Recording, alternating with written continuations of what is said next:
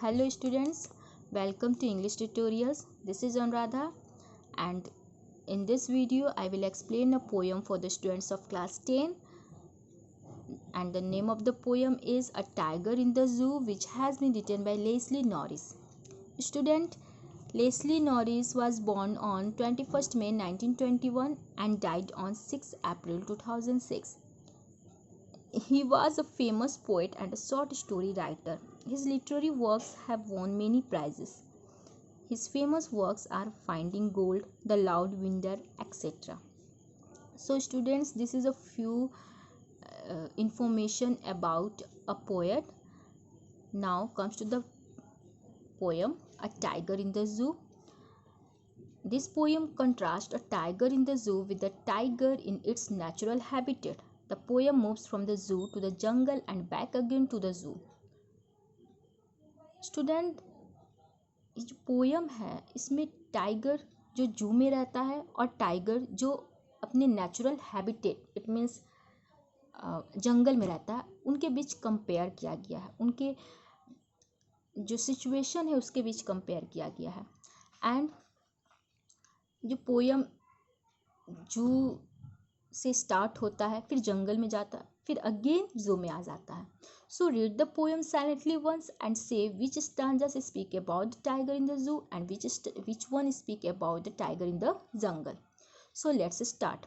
He stalks in his vivid strips the few steps of his cage on pads of velvet quiet in his quiet rags. Students, here the tiger personifies as he. And in this stanza, the poet wants to say that the tiger paces around his small cage in quiet anger at being locked in the cage. Student, tiger जो है जिसके body पे धारियाँ होती है, straps में धारियाँ होती है, वो अकड़ के चलता है और फ्यू स्टेप्स केस की तरफ उसके कुछ स्टेप्स होते हैं. And his pads are compared as velvet. Okay, so velvet से इसके पंजों को कंपेयर किया गया. इट मीन्स इसके जो पंजे हैं वो एज सॉफ्ट एज वेलवेट है एंड वो क्वाइटली केस की तरफ जा रहा है और साथ में एंगर भी है. रेग मीन्स एंगर भी है. दोनों ही कंट्रास्ट है. क्वाइट एंड एंगर, रेग जो है वो दोनों ही अपोजिट है एक दूसरे के. सो क्वाइटली वो एंगर के साथ केज में जा रहा है. और एंगर किस बात की है? एंगर है कि वो केज में लॉक्ड है, इस बात का उसे क्रोध है, एंगर है इस बात के लिए. ठीक है. After that he should be lurking in shadow, sliding through long grass near the water hole where plump deer pass. Now in the second stanza there is a situation in the forest. Okay, so he should be lurking in shadow, sliding through long grass near the water holes where plump deer pass. It means the tiger should be in the wild hunting. He should be hiding in shadows, stalking his prey. And he should be quietly crawling through the grass near the water, ready to ambush any deer happening to pass by. Tiger जो है कि उसे wild hunting होना चाहिए and वो अपने जो उसका जो शिकार है उस पर अटैक करने के लिए वो प्री प्लानिंग करता है. He should be quietly crawling through the, और वो धीरे धीरे क्रॉलिंग करते हुए लॉन्ग ग्रास के थ्रू वो वाटर सोर्स के पास जाता है जहाँ पे मे भी कोई डियर वहाँ से पास करता है. डियर जो है उसका शिकार है, उस पर अटैक करने के लिए वो वैसे करता है. ठीक है. सो अगर वो फॉरेस्ट में होता है तो वो ऐसे करता है. Now in the third stanza he should be snarling around houses at the jungle's edge, baring his white fangs, his claws terrorizing the village. And the tiger should also be roaring near houses at the jungle's edge. उस tiger को जंगल के किनारे जो घर है, may be village होंगे वहाँ, तो वहाँ पे उसका दहशत होता है, वो रोर करता है, तो वहाँ के जो लोग हैं वो दहशत में आ जाते हैं. And he should be displaying the his fangs and his clause creating fear and panic in the village. And उसे मीन्स यहाँ पे भी जंगल का ही सीन है कि टाइगर का नेचर क्या है वो बताया जा रहा है कि टाइगर जो है कि फियर क्रिएट करता है. उसके जो क्लॉज है, उसके जो पंजे हैं वो फियर क्रिएट करते हैं. विलेज में, जो विलेज जंगल के आसपास है, वहाँ पे फियर क्रिएट करता है और वहाँ पैनिक का सिचुएशन हो जाता है.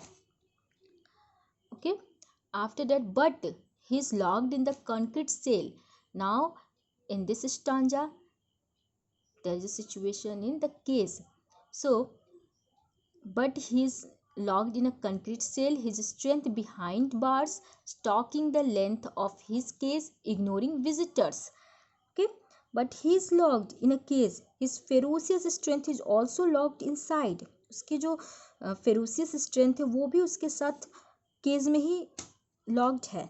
And he walks up and down his cage ignoring visitors. वो केज में ही वॉक कर रहा है, बट जो विजिटर्स हैं केज के बाहर, उसने वो इग्नोर कर रहा है क्योंकि वो केज में है. केज में है सो उसका कोई फियर नहीं है किसी को. बट अगर वो फॉरेस्ट में होता तो वहाँ के जो वहाँ जो लोग रहेंगे वो पूरी तरह से डरे हुए रहेंगे. ठीक है.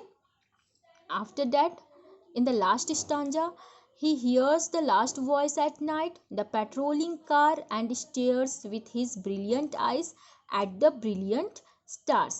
Student, in this stanza the poet wants to say that the zoo now closes.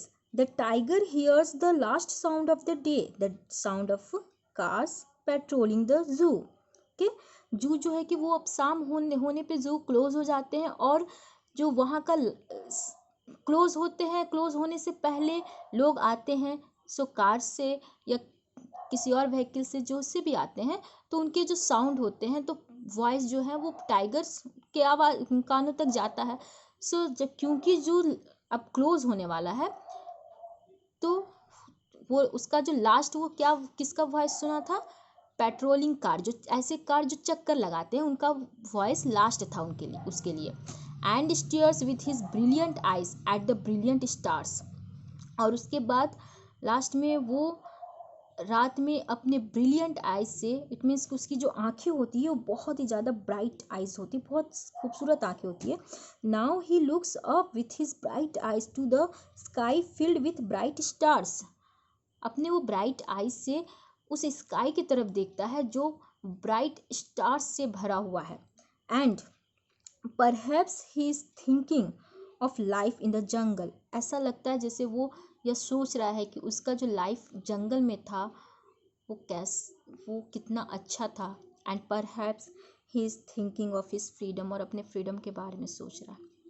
सो ये जो पोयम है, ये पोयम एक एनिमल के बारे में बताता है जो कि जिसका नेचुरल हैबिटेट जो जंगल है वो उसके लिए ज़्यादा अच्छा है केज से. जू में एनिमल्स को बंद कर दिया जाता, उनके फ्रीडम को छीन लिया जाता है. That is not good. Okay, now there are some literary device used in this poem. So I will explain also. So first of all, repetition. In this poem, repetition uses. Okay,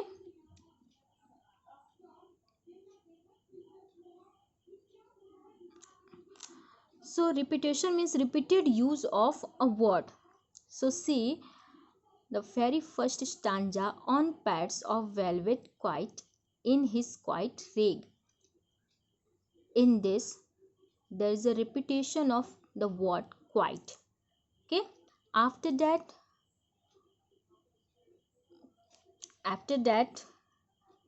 the another use of repetition is here in the last two lines, and stares, last two lines of last stanza, and stares with his brilliant eyes at the brilliant stars. Here the word brilliant जो है वो repeat हुआ है. Okay, after that the second literary device used हुए हैं metaphor. Okay, So metaphor means indirect comparison by highlighting a particular quality of two things, जहाँ indirect comparison होता है. So let's see the example of metaphor in this poem. See the first stanza. Pads of velvet quiet. Here pads compares the paws of the tiger to the velvet. Here students, on pads of velvet quiet, यहाँ देखिए phrase जो है pads of velvet quiet. Here poets compare the paws of the tiger to the velvet. Okay, it means the tiger's paws are as soft as velvet. Now the next poetic device is oxymoron. Oxymoron means apparently contradictory terms appears in conjunction. Means जो contradictory terms हैं, जो विरोधाभास है, opposite words हैं, वो एक साथ आए हैं. कहाँ आए हैं ये देखिए. इन हिज क्वाइट रेग, देखिए फर्स्ट स्टांजा के लास्ट लाइन में क्वाइट रेग, ये दोनों ही एक दूसरे के अपोजिट है. क्वाइट मीन्स शांत, पीसफुल, एंड रेग मीन्स एंगर, और ये दोनों एक साथ आए हैं. So here oxymoron is used. Okay, after that personification. In this poem the tiger is personified because the poet refers him as he. मैंने आपको पहले ही बताया था कि टाइगर जो है वो पर्सनिफाई हुआ है, और पर्सनिफाई मीन्स किसी भी नॉन ह्यूमन थिंग्स को ह्यूमन की तरह शो करना. ठीक है, ह्यूमन की क्वालिटी देना. तो यहाँ पे ही जो वर्ड यूज हुआ है वो टाइगर के लिए यूज हुआ है. सो टाइगर यहाँ पर्सनिफाई हुआ है. After that another poetic device assonance. Assonance means use of vowel sounds. Okay, repetition of vowel sounds. Okay, so here the use of vowel sound I in his strips. देखिए in his strips में, 1 minute, in his strips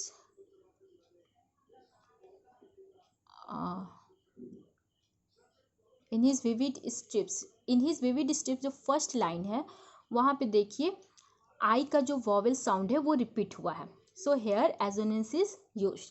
After that consonance means repetition of consonant sound. Okay, तो यहाँ पे s का sound use हुआ है. Stocks in his strips. Stocks in his strips में देखिए stocks in his vivid strip, first he line में s का साउंड भी यूज हुआ है, रिपीट हुआ है. सो यहाँ पे कॉन्सोनेंस है. After that enjambment. Enjambment means in some place sentence in continuing to next line without any punctuation marks. means sentence जो है कि next line में continue हो रहा है और punctuation marks नहीं है. तो इस poem में ऐसे कई जगह पे हैं जहाँ पे sentence दूसरे line में continue हो गया है और कोई भी punctuation marks नहीं है. it means comma, full stop कुछ नहीं है. so देखिए सबसे पहले तो आपका सेकेंड स्टांजा का सेकेंड लाइन ही देख लीजिए, second third line. Sliding through long grass, उसके बाद कोई पंचुएशन मार्क्स नहीं है. नियर द वाटर होल, कोई पंचुएशन मार्क्स नहीं है. फिर लास्ट में where plump deer passes, then full stop है. तो यहाँ पे इंजैम्बेंट है. आफ्टर दैट और देखिए एंड लास्ट टू लाइन्स देखिए, and stairs with his brilliant eyes at the brilliant stars. यहाँ भी कोई पंचुएशन मार्क्स नहीं है ब्रिलियंट आइज के बाद. सो यहाँ भी इंजैम्बेंट है. So students, this is about the poetic devices used in this poem, and now the poem explanation of poem is over. So you have to read the poem. You have to read the poem, and I will provide the summary and poetic devices also. So thanks for watching, and don't forget to subscribe my channel and also press bell icon so that you could get the notification of upcoming videos. So thank you students, keep learning.